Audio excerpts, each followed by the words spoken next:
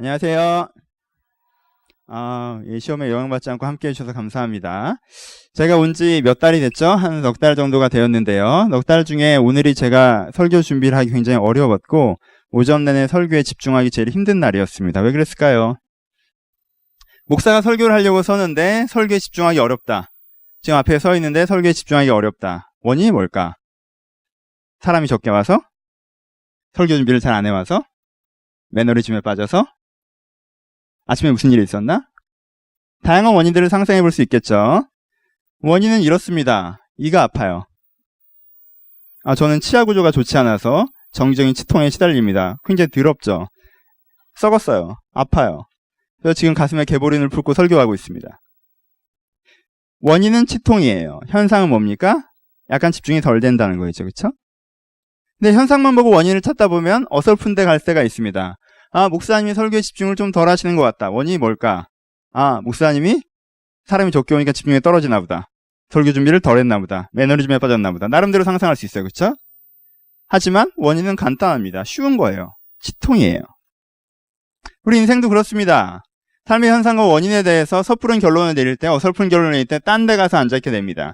만약에 내가 이가 아파서 준비하는데 집중이 안 되는데 주님 나에게 설교의 권능을 부으시사 이 설교에 집중하게 하소서로 기도하는 게 좋을까요? 개보린을 사는 게 좋을까요? 개보린을 사는 게 좋은 일입니다. 사람은 원인을 어떻게 규명하는가에 따라서 해결 방법이 달라지고요. 인생의 문제가 무엇인지 그래서 정확하게 이해하는 것이 꼭 필요합니다. 가끔 이런 친구들 많이 봅니다. 내적 치유의 문제예요. 정서적인 어려움이 있습니다. 근데 자꾸 자기계발서를 봅니다. 시간관리 어떻게 해라. 삶에서 이런 집중력을 가져라. 내가 보기엔 정서적인 문제인데 원인은 여기 있어서 치유를 받아야 될 것 같은데 치유가 아니라 자기계발서만 파고 있습니다. 될까요? 안 될까요? 안 됩니다. 어떤 친구는 반대죠. 저 친구는 치유를 충분히 받은 것 같은데 이제는 열심히 자기계발을 하면 될 것 같은데 아직도 치유책만 보고 있습니다. 그럼 좀 깝깝한 경우도 발생합니다. 그런 경우는 많이 발생하죠. 어떤 친구는 방향성이 없어서 문제입니다. 비전이 없어요. 그래서 뭔가 열심히 해도 자꾸 헛발질이 되고 실수한 일들이 자주 드러납니다. 이 친구에게 뭐가 필요해요? 비전이 필요합니다. 근데 이 친구는 자꾸 자기가 열심히 없어서 그렇다고 생각하는 경우가 있습니다. 반대 경우도 존재하죠. 이 친구는 비전이 있어요. 비전을 찾았습니다. 이제는 지가 영어 단어를 외우면 돼요. 근데 안 합니다. 그리고는 자꾸 비전을 찾겠다고 그럽니다. 그러면은 본인 입장에서는 되게 깝깝해지는 거죠. 여러분 인생의 문제는 무엇입니까? 여러분들의 인생의 문제가 뭐라고 생각하세요? 여기 자기 인생의 문제가 많았던 한 여자가 있습니다. 사마리아 여자입니다. 이 여자가 예수님께 나와서 자기의 문제를 해결해가는 과정들을 함께 해봅시다. 이 여자가 예수님께 나와서 첫 번째 자기의 문제라고 얘기했던 것은 고단한 일상의 문제였습니다. 아까 내가 재밌다고 얘기했던 부분이 이렇습니다. 예수님께서 뭐라고 말씀하십니까? 영생하도록 솟아나는 샘물을 주겠다라고 얘기했습니다. 보통 사람이 그러면 그게 진짜 어떠한 물동이에서 계속 물이 나오는 게 아니라 어떤 은유적인 의미가 있을 거라고 생각해야 되잖아. 근데 여자는 되게 순수하게 받아들입니다. 그래서 어떻게 해요? 그 물을 나에게도 주사 여기 물 길러오지 않게 해달라고 얘기를 합니다. 여자는 자기 인생의 문제를 뭐라고 생각합니까? 고단한 일상이라고 생각합니다. 왜요? 얼마나 피곤한지 상상이 돼요? 이제는 좀 그림이 잡히시죠? 담비 같은 걸 많이 봐서. 우리는 우물에 물 들어간다라고 하면요, 한국 사회에서는요 굉장히 쉬운 일을 생각합니다. 왜? 동네마다 우물이 있으니까. 마을마다 어귀에 우물이 있으니까 굉장히 쉬운 일을 생각하지만요, 지정학적으로 보면 이 여자의 마을에서 이 우물까지의 거리는 도보로 하면 1시간 반에서 2시간 정도 해당되는 거리입니다. 그럼 이런 거예요. 이 여자의 하루는. 그쵸? 아침에 일을 하고 오전쯤 되면 걷기 시작합니다. 1시간 반에서 2시간 정도를. 2시간이라고 합시다. 10시에 출발해서 12시에 도착했습니다. 물동이를 뜹니다. 머리에 이죠. 그리고 또 걷기 시작합니다. 1시간 반에서 2시간 정도를. 그럼 몇 시가 되는 거예요? 오후 2시가 되는 거예요. 아침 10시에 시작한. 그럼 10시에서 4시까지 매일 4시간을 걷는다. 물동이를 이고. 중동의 더위가 어떤지 아십니까? 그 지역의 더위라는 건요, 관공서도 점심 먹은 다음에 3시까지 쉬는 더위예요. 그쵸? 오후에는요, 사람들이 돌아다니지 않아서요, 관공서나 상점이나 정오부터 2-3시까지는 다 휴업하는 게 중동의 햇살입니다. 근데 그 햇살의 피크타임, 12시에서부터 2시를 이 여자는 가장 무거운 물동이를 이고 걷고 있습니다. 매일. 고단하지 않겠어요? 피곤하지 않겠어요? 이 여자의 문제는 자기의 피곤한 일상의 문제라고 얘기할 만합니다. 제발 그 물을 나에게 주사 내가 다시 이 물을 기르러 여기까지 오지 않아도 되게 해달라는 거. 이게 여자의 간구입니다. 여자가 생각하는 문제는 피곤한 일상의 문제였습니다. 우리도 그럴 때가 있죠. 여러분 인생의 문제가 무엇입니까? 라고 물으면 바쁜 삶, 피곤한 일상의 문제로 대답하는 사람들도 있을 것입니다. 그렇죠? 공부도 해야 되고 아르바이트도 해야 되고 교회 봉사도 해야 되고 잠도 자야 되고 연애도 했으면 좋겠고 내 삶의 패턴도 굉장히 빠르게 짜여져 있는 이 피곤한 일상의 스케줄들이 내 인생의 가장 큰 문제입니다. 고단하고 피곤해서 뭘 못하는 것이 나에게 가장 큰 문제입니다. 라고 얘기합니다. 그래서 여자가 이 물동이를 원하는 것처럼 나에게 영원토록 솟아나는 샘물을 주사. 우리에겐 그것이 회사의 합격, 아니 학교의 뭐 어떤 시험의 합격이건 어떤 경적인 문제 해결이건 간에 내가 아르바이트를 하지 않아도 공부를 할 수 있는 여건 혹은 내가 이제 공부를 그만하고 합격하는 여건 내가 뭔가 여유롭게 살 수 있는 여건들을 주십시오가 내 인생의 문제이고 내 인생의 해결인 것처럼 생각할 때가 있습니다. 물론 그것이 문제이죠. 예수님도 그것이 문제라고 얘기하셨습니다. 그럼 예수님께서 그 문제를 해결해 주셔야죠. 그렇죠? 어떻게 해결해 줘야 됩니까? 문제 해결은 간단합니다. 그냥 여자네 집 마당에서 우물이 하나 터지면 되는 거예요. 그렇죠? 쉽잖아. 여러분들이 생각해도 여러분들 인생의 문제 해결 간단하죠. 그냥 붙으면 되는 거잖아요. 그렇죠? 그냥 점수가 나오면 되는 거죠. 그냥 어디서 돈이 생기면 되는 거예요. 아주 손쉬운, 세상을 바꾸고 영혼을 바꾸지 않아도 되는 아주 손쉬운 방법들이 있는 것 같습니다. 근데 예수님께서는 여자의 집 마당에 우물을 터뜨리시나요? 지금 당장 집으로 돌아가 봐라. 니네 집 앞에 우물이 생겼을 것이다. 이렇게 얘기하지 않으십니다. 예수님은 피곤한 일상의 문제가 여자의 문제라고 여자는 얘기했지만 더 깊은 문제가 있다고 여자를 리드하십니다. 두 번째 문제. 하지만 첫 번째 문제. 다시 봅시다. 여자가 매일 저녁, 매일 낮 뜨거운 햇살 속을 걸어야 되는 게 이 여자의 문제였나요? 이야기를 좀 더 깊게 들여다보면요. 대부분의 아주머니들은요. 이 여자네 동네에 사는 아주머니들은요. 선선할 때 물을 뜨러 갑니다. 당연하지 않아요? 상식적이잖아. 그래서 해 뜰 때나 해질녘쯤에 물을 뜨러 갑니다. 굉장히 쉬운 상상이잖아요. 왜 가장 뜨거울 때 물을 뜨러 갑니까? 선선할 때 물을 뜨러 가야죠. 혼자 갈까요? 아니요. 같이 갑니다. 재밌을 것 같지 않아요? 사실 보기 여자들. 진짜 딱 봐요. 얼마나 젊고 아름답지만 그걸 갖고 있잖아요. 용사구들은 그 아줌마스러움을 갖고 있는 이 아름다운 자매들. 저 아이들이 일렬로 쭉 서서 물동이를 하나씩 들고 2시간씩 걸어갑니다. 쟤네들의 대화가 끊어질까요? 끊어지지 않을까요? 끊어지지 않을 것입니다. 대화가 멈출 때쯤이면 박단비가 개인기를 하겠죠. 그럼 다시 한번 웃고 또 가는 거죠. 심심하면 가위바위보에서 몰아주기도 하고 걸렸다고 화도 내보고 어떤 의미에선 남편이랑 사이가 안 좋거나 애가 우는 게 듣기 싫으면 물 들어갈 시간만 기다릴지도 모르겠습니다. 빨리 물 들어가고 싶다. 하루에 2번씩 떴으면 좋겠다. 근데 왜 여자는 거기 껴있지 않죠? 이 여자는 5번, 6명의 남자를 경험한 여자였습니다. 그쵸? 그 당시엔 굉장히 보수적인 사회였어요. 마을이라고 해봐야 50호, 100호. 50호, 100호. 100호면 4인 가족이나 8인 가족이라고 하더라도요. 400명, 800명이에요. 그쵸? 400명, 800명 중에 노인 빼고 어린애 빼고 여자 빼봅시다. 그 여자가 사귈 수 있는 남자가 몇 명 정도일까? 그 100호 정도 되는 마을에. 상상이 돼요? 한 집당 그 여자가 사귀어도 되는 장정이 한 명씩 있지 않을 것입니다. 그쵸? 세대수가 있으니까. 아마 3분의 1 정도, 플러스 마이너스 10살까지 커버하신다고 하셔도 한 3분의 1 정도, 한 30명 정도의 장정만 거기에 존재했을 것입니다. 걔네들끼리는 평생 그 말에서 자랐을 거예요. 그쵸? 상상해봐. 30명 정도의 남자가 있어. 얘들은 평생 여기서 자랐어. 상상되잖아. 이 그룹이랑 비슷하잖아요. 근데 여기서 6명이랑 사귀었어. 그럼 게임 끝난 거 아니야? 이 여자는 누구예요? 누군가에겐 적이죠. 그렇죠? 누군가에겐 적이에요. 누구의 오빠이거나 누구의 동생이거나 누구의 지금 남편이거나 와 사귀었었어요, 전에. 하지만 안 좋게 끝났겠죠. 소문들이 났겠고요. 그리고 임요한이 8살 많은 그분이 뭐가 문제야?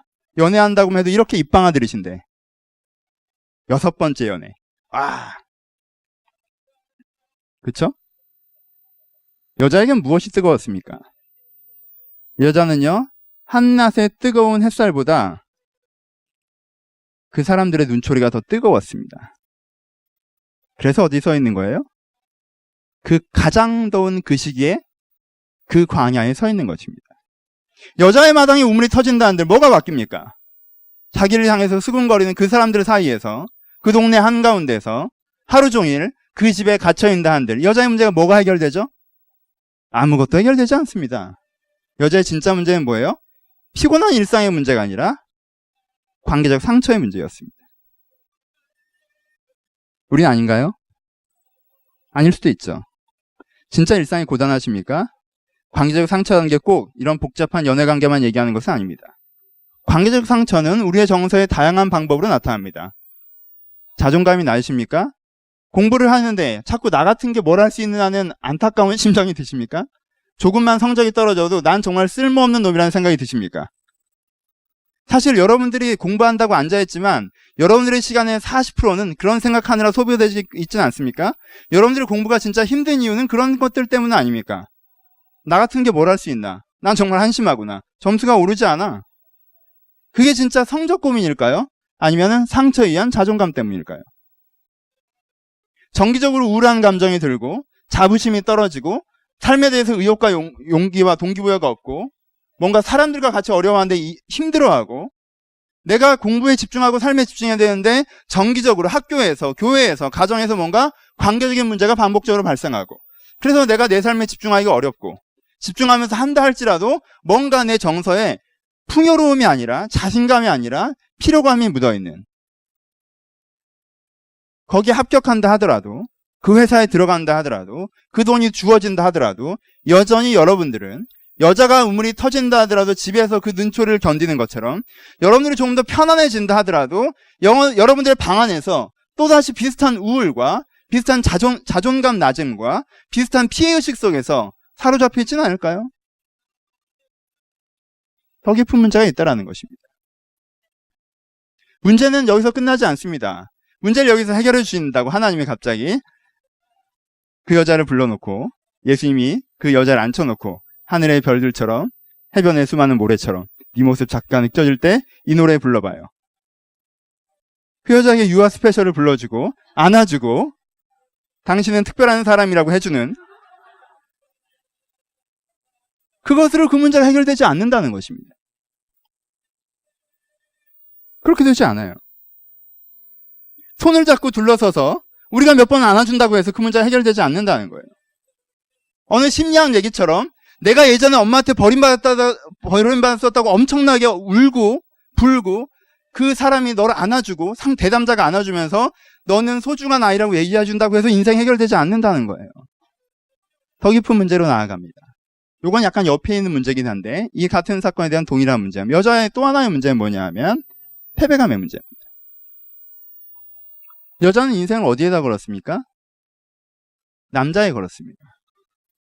신데렐라 언니에서 나오는 그 어머니 같은 캐릭터였는지 모르겠지만 이 여자분은 굉장히 매력이 있었던 여자분으로 상정됩니다. 당연하지 않아요? 한 번, 두 번, 세 번, 네 번. 여자가 그 정도의 스캔들에 시달리고 사람들이 따돌리고 구설수에 오르고 나이가 먹어가는데도 또 달려드는 남자들이 있었어요. 이건 뭐야? 외모가 먹어준다는 얘기입니다. 괜찮았던 거예요. 근데 여자는 거기서 큰 실수를 합니다. 많은 남자가 자기를 사랑해주는 것에 자기가 굉장히 큰 장점이라고 생각하기 시작하는 거죠. 그래서 멋진 남자를 만나는 것이 자기 인생의 해결이 될 수 있다고 생각했던 것 같습니다. 그래서 시도합니다. 하지만 결과적으로 남은 것은 함부로 대해진 상처, 그런 그 사람들을 선택했던 것들에 대한 자기 자신에 대한 분노, 그리고 이제는 자기 인생의 기회들을 다 흘려보냈기 때문에 자기에겐 더 이상 원샷도 남아있지 않은 그 인생의 실패감, 피로감. 사실 내일은 없는데, 내 인생에 진정한 내일이 없는데 그저 살아남아 있는 그 실패감. 한낮에 뜨거운 햇살을 지나서 그 우물에 가야 한다고 할지라도 그 여자에게 진정으로 이 물을 먹이고 싶은 사랑하는 남편이 있고, 이 물을 먹이고 싶은 사랑하는 아이들이 있고, 내가 그렇게 해왔을 때 수고했다고 얘기하며 나에게 보람을 줄 수 있는 무엇인가가 있었다면 이 여자는 그렇게까지 피곤해하지는 않았을 것입니다. 근데 여자에겐 무엇이 없어요? 그 왓이 없는 겁니다. 무엇을 위해서? 무엇을 위해서가 없어졌는데 그만할 수가 없는 거. 사람은 무엇을 위해서가 없어지면 사실은 그만해야 되거든요. 근데 그만할 수가 없어요. 이미 레일 위에 올라와 버렸죠. 멈출 수가 없어요. 이 남자도 아니라는 것을 알지만 또 떠날 수가 없습니다. 떠나지 않는 한 물을 기르러 와야 되고 수정을 들어야 되고 이 남자와 살면서 내가 해야 되는 일정한 책임을 져야 되는 거예요. 아무런 꿈도 없이, 비전도 없이. 여러분들 일상이 피로한 이유가 방향이 없기 때문은 아닙니까? 진짜 공부하는 게 힘들고 진짜 일하는 게 힘든 이유가 진짜 그 일이 힘들어서가 아니라 내가 이걸 해서 뭐 하자는 건가가 없어서는 아닙니까? 그래, 해야 되는 당위는 있는데, 오늘 이 물을 안 떠오면 안 되니까 해야 되는 당위는 있는데, 진짜 내가 이걸 해서 뭐 하자는 그것이 없는 것. 이것이 여자의 진정한 문제라는 것입니다. 우리의 문제도 때때로 이렇습니다. 왓이 없는 것. 꿈이 있다면 사람들이 나를 따갑게 쳐다보고 햇살에 나를 뜨겁게 지지더라도 꿈이 있다면 걸을 수 있습니다. 목표가 있다면 걸을 수 있어요. 좀 그게 없다면 걸으면서도 스스로 비참한 것입니다. 그래서 예수님께서 이 여자의 문제를 해결해 주실 수 있는 방법은 무엇일까요? 네 안에 거인을 깨워라 이렇게 하십니까? 너는 뭐든지 할 수 있다 이렇게 하십니까? 긍정의 힘 이렇게 하십니까? 우리가 긍정적인 사고방식을 갖고 내 인생의 계획을 플래닝을 하고 뭔가 내가 목표를 설정하면 그것이 되어지는 건가요? 아닌 것 같습니다. 예수님은 그런 조급한 방법도 내놓지 않으십니다. 첫 번째, 일상의 피로감의 문제. 두 번째, 관계적 상처의 문제. 세 번째, 실패감의 문제. 문제의 깊이로 들어왔으나 이제는 더 깊이 들어가야 되는 한 단계가 남아있는데 예수님은 이 여자를 어떤 문제를 끌고 가십니까? 네 번째, 이 모든 문제에 가장 기본적인 문제가 있다고 얘기하시는데 이 모든 문제의 가장 기본적인 문제를 예수님께서는 예배의 문제라고 하십니다. 이 여자의 문제는 무엇인가 하면 이 여자에게 뭐가 없어요? 예배가 없는 것입니다. 여자가 무엇이라 얘기합니까? 이 모든 것을 아는 당신을 보니 선지자로서이다. 당신들은 예루살렘에서 예배해야 된다고 하고 우리는 이 산에서 예배해야 된다고 하는데 뭐가 진짜 예배입니까? 여자는 문제 핵심으로 들어갑니다. 예배라뇨. 형적인 예배만 생각해 보시고 여기서 예배가 상징하는 기본적인 의미를 보십시오. 이 여자가 이 지경이 된 이유가 뭔 줄 알아요? 이 여자가 이 지경이 된 이유는 잘못된 남자를 만났거나 남자로 인생을 충고하려고 하거나 혹은 오늘이 피곤해져서가 아니라요. 이 여자가 이 지경이 된 진짜 이유는 이 여자에게 그런 사람이 무엇을 위해서 어떻게 살아야 되는 바른 대답을 해주는 그것이 없었습니다. 남자에게 인생을 걸어보기 전에 되는 대로 살아보기 전에 내가 사람이고 내가 여자이고 내가 사마리 여인이지만 하나님이 만든 사람으로 내가 그냥 사람으로 내가 무엇을 위해 어떻게 살아야 되는가를 가르쳐주고 리딩해주는 그것이 없었어요. 그것이 예배입니다. 여자에게 그걸 예배가 해줄 수 있는 기회가 있었죠. 뭔가 예배가 그걸 제시해주려고 할 때 그 여자가 볼 때 예배는 그럴 만한 능력이 없는 걸로 보였습니다. 지들끼리도 통일이 되어 있지 않고 얘는 이러라 그러고 쟤는 저러라 그러네. 저기도 가봤는데 별거 없고 여기도 가봤는데 별거 없네. 이 영역은 내 인생에 뭔가 대답을 줄 수 있는 영역이 아니구나. 여자는 쿨하게 그 부분을 털어냈습니다. 하지만 예수님께서는 얘기하십니다. 그 부분을 그렇게 쿨하게 털어낸 게 네 인생의 문제라고. 거기서 네가 내 인생이 어디로 가야 되는지, 내 인생에 무엇을 해야 되는지, 내가 어떤 사람인지에 대한 대답을 거기서 들었어야 됩니다. 인생의 부정적인 이유는요, 부정적인 일이 발생했기 때문이 아니라 마땅히 해야 되는 긍정성이 없기 때문입니다. 내 인생이 씁쓸한 이유는요, 내 인생을 씁쓸하게 만드는 그 일 때문이 아니라 내 인생을 달콤하게 만드는 그것이 없기 때문입니다. 예배가 없는 것이 어제의 문제였습니다. 와, 들을만하게 가더니 맨 마지막에 역시 교회라. 예배요. 예배 저 숱하게 들었습니다. 유치부. 그 다음에 영유아 유치. 그 다음에 뭐야? 여기는 유년, 아동, 초등, 중등, 고등, 지금 청까지. 제가 200까지 드린 예배만 1년 360회를 다 했으니까 수천 번도 될 것입니다. 하지만 제 인생은요? 라고 얘기하고 싶으십니까? 어때요? 예배가 여러분 인생의 문제이고 여러분 인생의 대답이라고 생각하십니까? 예배가 뭡니까? 가보죠. 우리가 예배에 대해서 생각하는 것의 가장 큰 실수는 뭐냐 하면, 많이 들은 얘기일 거예요. 여러분들은 예배를 쇼라고 생각합니다. 다시, 여러분들은 예배를 쇼라고 생각합니다. 쇼라고 생각한다는 게 뭐예요? 무대는 여기고 거기가 관계라고 생각합니다. 그때부터 예배가 없어지는 것입니다. 봐요. 여기서 설교하는 목사의 설교자가 메인 스피커고 하나님께서 여러분들한테 뭔가 쇼업해야 된다고 생각해요. 무대엔 누가 서 있다고 생각해요? 많은 사람들이 하나님이 서 있다고 생각합니다. 누구와 함께? 목사와 함께, 누구와 함께? 찬양팀과 함께, 누구와 함께? 리더자들과 함께. 그래서 어떻게 해요? 하나님이 자신들의 꼭두각시라고 표현해 봅시다. 좋은 의미로. 자기의 역할을 맡은 사람들을 통해서 하나님이 여러분들에게 은혜라는 걸 쇼업하십니다. 그럼 여러분들이 그것에 감동받고 들어가는 패턴으로 이해한다는 거예요. 무대는 여기죠. 플레이어는 누구예요? 하나님입니다. 누구와 함께? 목사와 찬양팀과. 아니면 어떤 사람이 앞에 서 있는 그 사람들과 함께. 그 사람들이 나에게 뭔가 은혜라는 쇼를 제공하는 거예요. 그럼 나는 그건 어떻게 해요? 기대하고 가서 받아들이고 오면 되는 거예요. 여기까지만 생각합니다.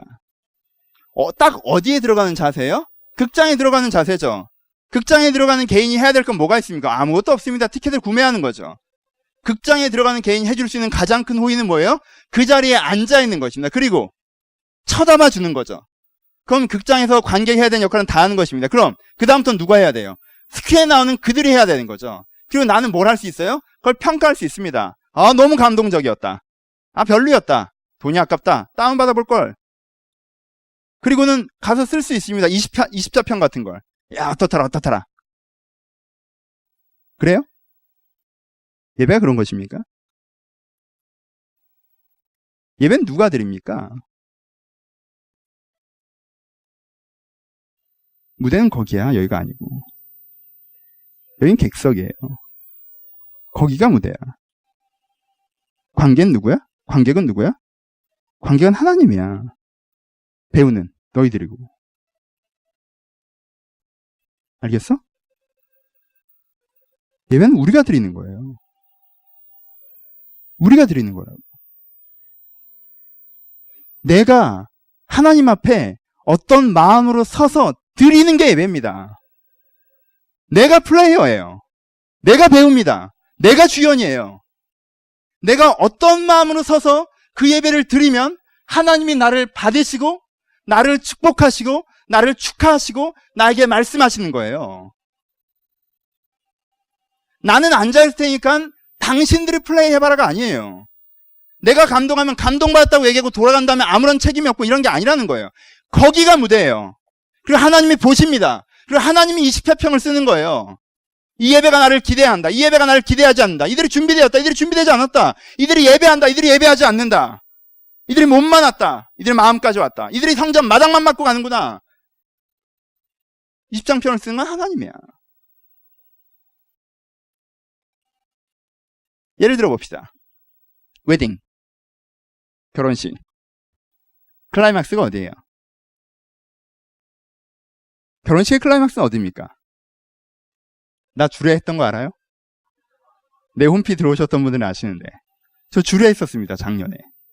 정말 신랑보다 젊어 보이는 멋있는 주례자죠. 깜짝들 놀라셨습니다. 어른들이. 다들 제가 정리하러 올라가는 줄 알았어요. 근데 마이크 앞에 섰죠. 당황들 하셨죠. 제 후배인데 둘 다 아는 친구였는데 아는 목사님이 해주는 게 너무 좋을 것 같다고 해서 했습니다.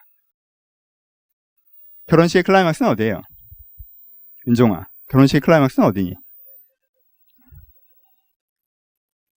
드레스. 여자분들은 드레스라고 생각하는 경우도 있는 것 같아요. 결혼식 클라이막스는 어디예요?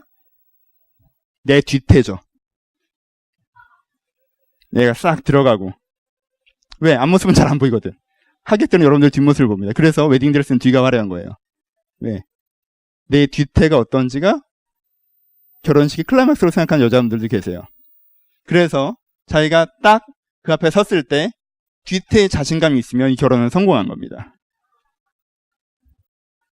그렇죠? 어떤 친구는 그렇게 생각해요. 어떤 사람은 결혼식의 클라이막스를 식장이라고 생각합니다. 들어오는 그 순간이죠. 하객이 들어오는 그 순간, 들어오는 그 순간 여기가 일반 예식장 5층 같은 데면 내 결혼은 실패한 거고, 여기가 원형 테이블이 놓여있는 호텔이면 내 결혼은 성공한 거고, 만약 여기가 회관이면 난 인생에 실패한 거죠. 그래요?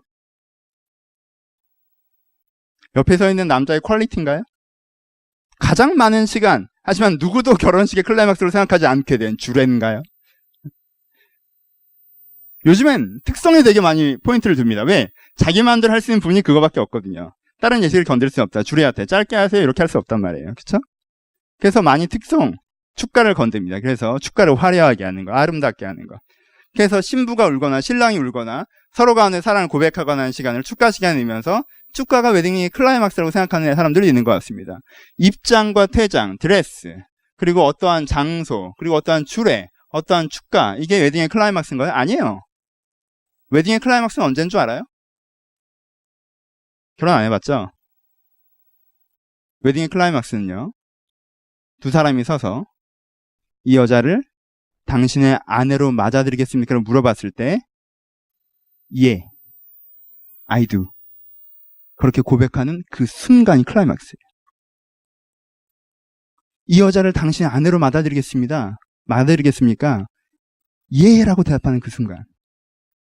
이 사람을 당신의 남편으로 받아들이겠습니까? 예 라고 대답하는 그 순간. 서로 마주보고 그 질문에 예 라고 대답하는 그 순간이 클라이막스예요. 그리고 그 클라이막스 때문에 두 사람이 그 결혼의 주인공인 겁니다. 주례가 아니라, 특성이 아니라. 오케이? 예배는 설교가 클라이막스일까? 찬양팀이 클라이막스일까요? 교제하는 시간? 예배 클라이막스 언제인 줄 알아요? 그게 설교 시간이건, 예배 전 시간이건, 찬양 시간이건, 기도의 시간이건, 하나님께서 내 하나님이십니다. 하나님께서 내 주인이십니다. 하나님께 내가 당신을 사랑하고 섬기겠습니다라고 고백하는 그 순간, 그 한순간, 1초도 안 될 수 있는 그 예라고 대답하는 그 한순간, 그게 예배의 클라이막스예요. 그래서 여기가 무대인 겁니다. 이해돼요? 주례가 오랫동안 얘기해봐야 그 사람은 그냥 조연이에요. 설교자가 오래 설교해봐야 그것도 조연입니다. 설교자의 설교 내용이 주연이 아니에요. 그 설교 내용을 듣다가 어느 시점에서, 기도하다가 어느 시점에서, 찬양하다 어느 시점에서 그래요 주님 당신이 내 주인이십니다. 내가 당신을 섬기겠습니다로 여러분들이 마음속으로 고백하는 그 한순간이 예배 클라이막스이며, 하나님은 그 한순간을 기다리시며 그 한순간이 없는 예배는 예배가 아닌 것이에요. 아무리 주례의 이야기를 잘 듣고 특성을 들었다고 해도 물어볼 때 이 남자를 맞아들이겠습니까? 라고 얘기하는 그 순간에 신부가 대답하지 않는다면 재밌겠다. 한번 해봐라.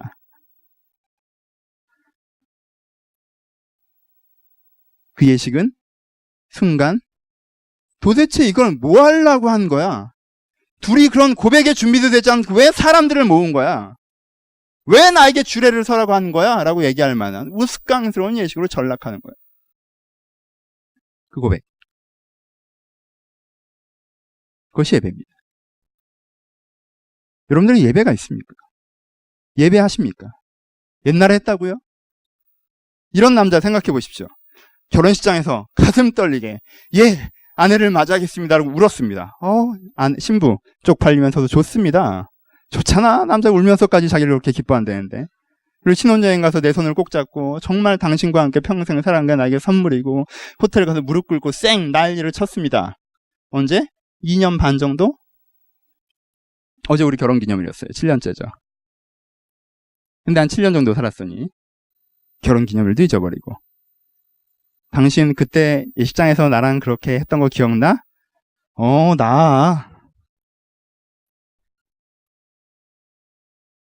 이 사람이 그 아이두가 없어졌다면, 이 사람이 지금 그 아이두가 없어졌다면 그 결혼의 의미는 무엇이에요?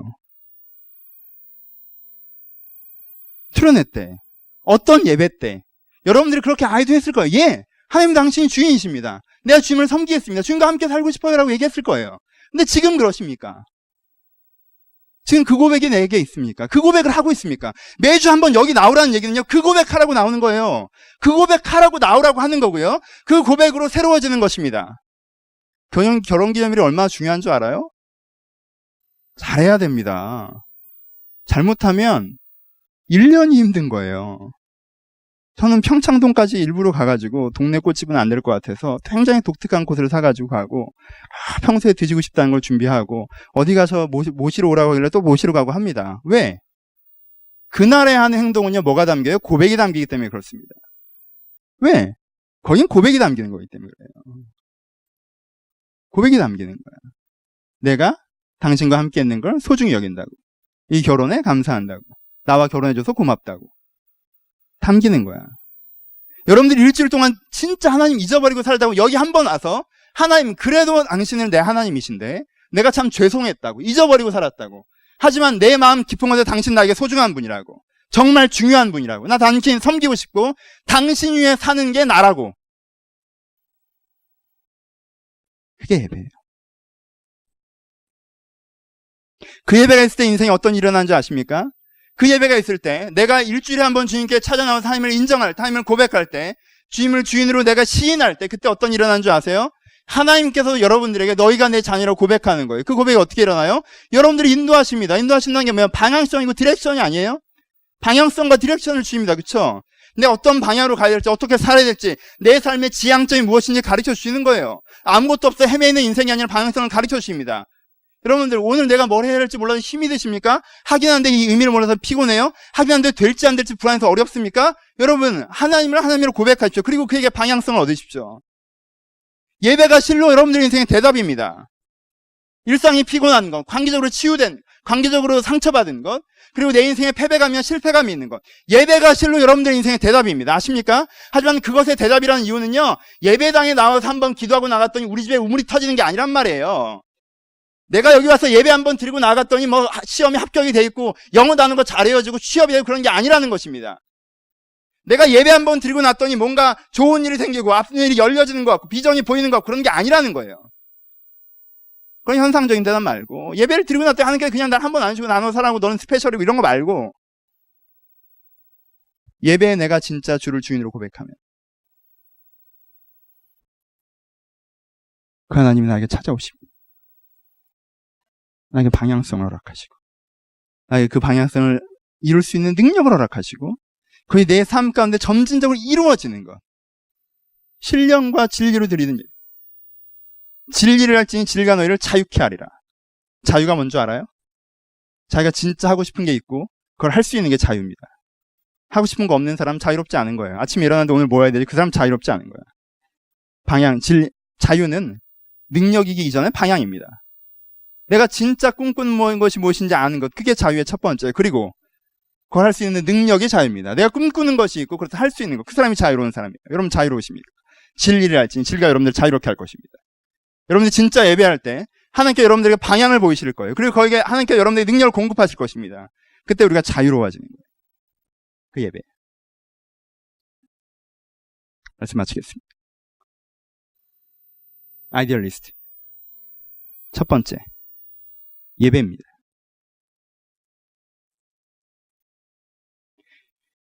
예배에 대한 이상주의를 가지십시오.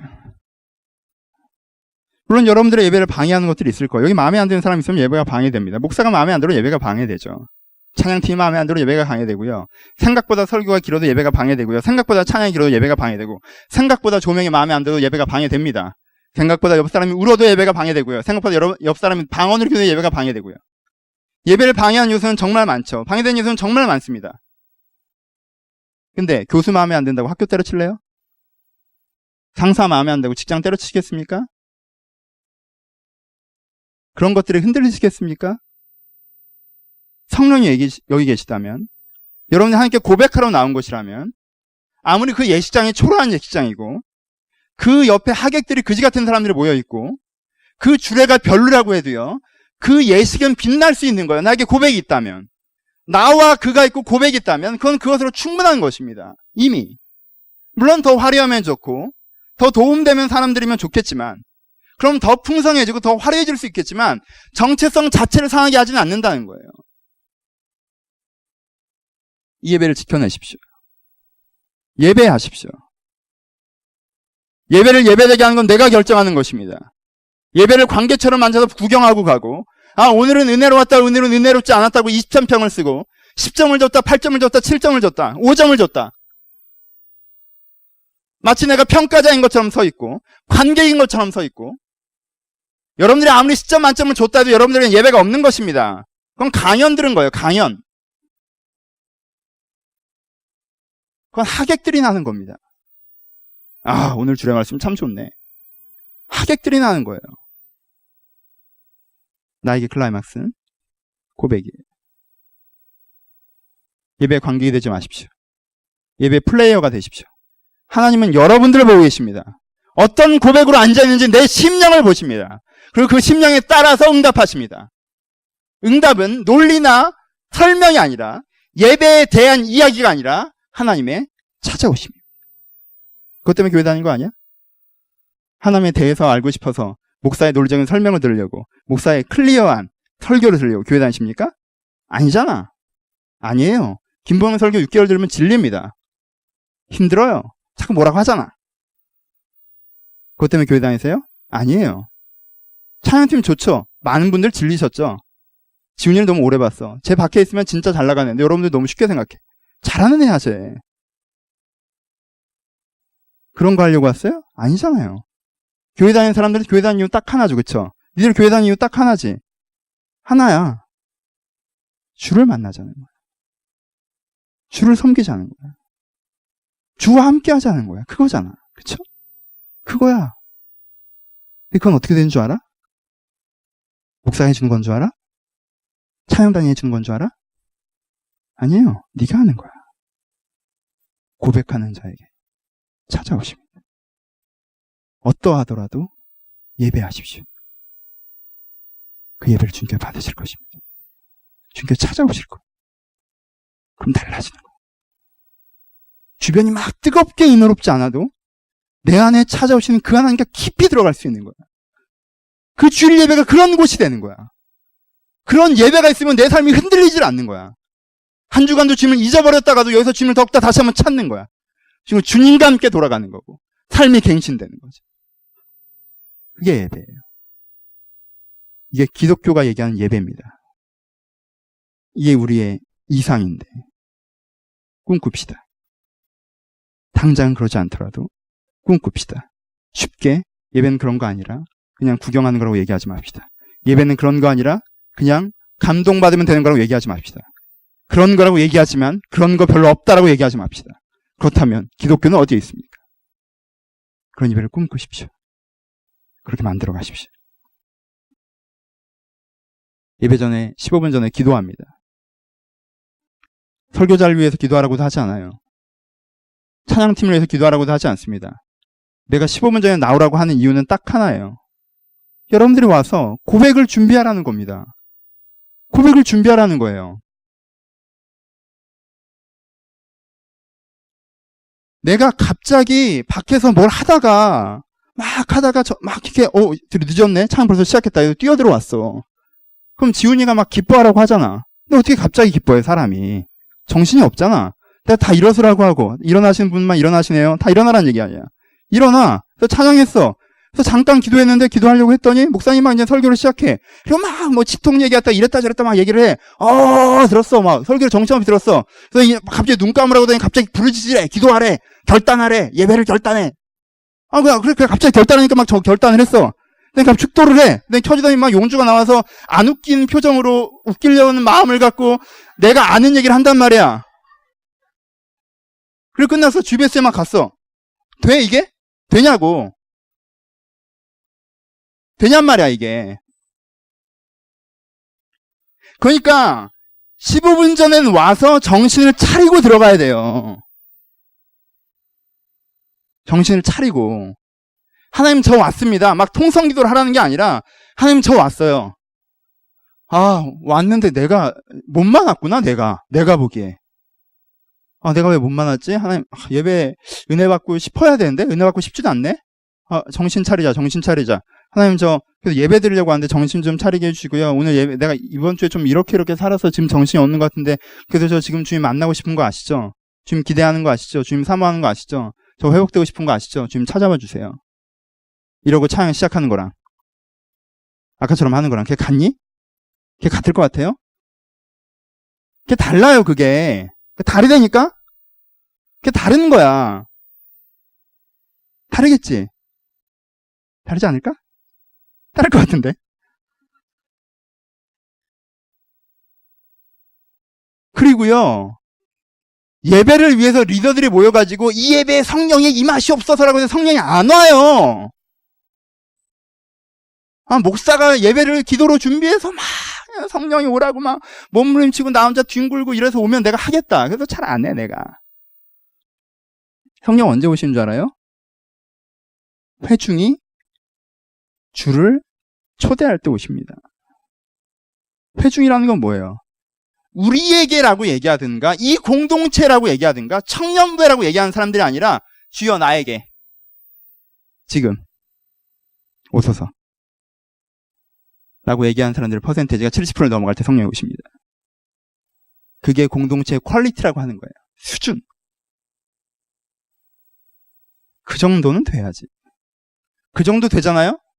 70%가 진짜 결혼식장 들어가는 마음으로 와서 내가 예라고 고백하는 마인드로 찬양하고 말씀 듣고 기도하잖아요? 70%가 그러고 있잖아요? 30%는요, 따라 붙습니다. 따라 붙어요.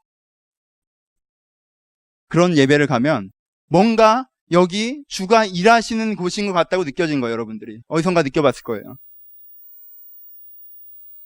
여러분들 만약에 어딘가에 가서 그렇게 느껴봤다면 여러분들은 곁다리로 맛본 거예요. 그리고는 와서는 여기는 그렇지 않은 것 같네라고 얘기하는 거예요. 되게 쉽게. 곁다리를 얻어먹고 온 주제에.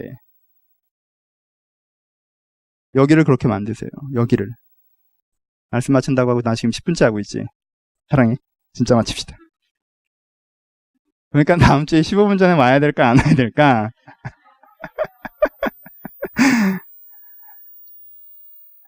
사랑하는 여러분, 내 진심이 전달됐길 바랍니다. 내가 원하는 건 딱 하나예요. 여러분들이 은혜 받는 거예요. 내 진심이 전달됐길 바라요. 내가 예화를 재밌게 할 수도 있고 깔끔하게 논리를 세워줄 수도 있고 성경을 잘 해석해 줄 수도 있어요. 내가 좀 탁월하잖아. 근데 은혜는 못 준다.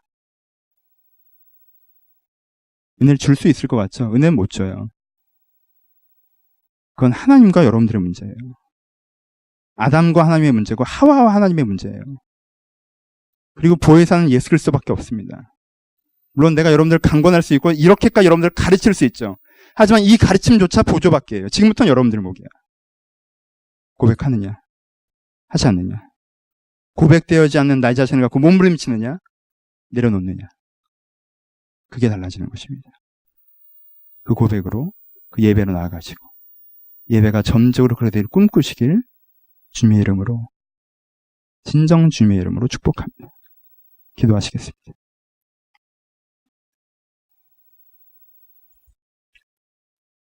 묵상하십시오. 돌아봅시다. 여러분들이 예상하시는 대로 예배를 살려달라고, 내가 예배자가 되게 해달라고, 내가 지금 하나님을 고백하오니 찾아와 달라고 기도할 겁니다. 근데 그렇게 기도하기 이전에 묵상하십시오. 여러분들의 예배는 어땠든지. 혹시 관객은 아니셨습니까? 혹시 구경하시는 않으셨습니까? 그냥 감동만 받고 돌아가면 예배가 잘 됐다고 생각하진 않으셨습니까? 여러분들은 신부나 신랑이 아니라 하객으로 이 자리에 오시진 않으셨습니까? 하지만 우리는 그리스도의 신부입니다. 신랑 되신 그분 옆에서 나도 당신을 사랑한다고 고백하는 그리스도의 신부입니다. 내가 그렇게 고백할 때 오늘도 주님께 나를 찾아오실 것이고 이 예배의 세워짐이 우리 삶의 모든 문제, 피곤한 일상, 내적인 상처, 방향성 없는 삶의 진정한 대답이 될 것입니다. 내 인생의 문제가 무엇인지 들여다보시면서 내 예배가 어떠한지 들여다보시면서 1, 2분 정도 먼저 묵상하며 기도하기를 소원합니다. 기도하겠습니다. 하나님, 저들의 인생의 문제를 저희가 들여다보게 하시고 저들의 인생의 문제를 저희가 아버지 고민하게 하시고 저희들의 인생 문제 가운데 깊이 들어가며 깨달음을 할 수 있도록 깨달으시는